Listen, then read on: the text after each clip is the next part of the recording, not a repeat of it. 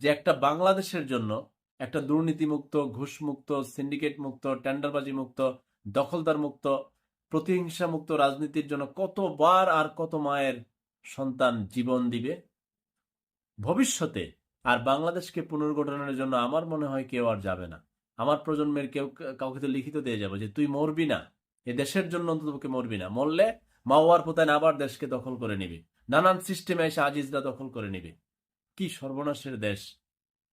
কি এক মানে আমি আমার নিজেকে মানে খুব অপরাধী মনে হয় যে আমি বাংলাদেশের নাগরিক হয়েছি, বাংলাদেশে আমার জন্ম হয়েছে, যে দেশে ঘুম থেকে উঠে এবং ঘুমানোর আগ পর্যন্ত শুধু দুর্নীতি দুর্নীতি দুর্নীতি। তো আর কত? জনাব নাহিদ, আপনাদের কি হুঁশ আর কবে ফিরবে?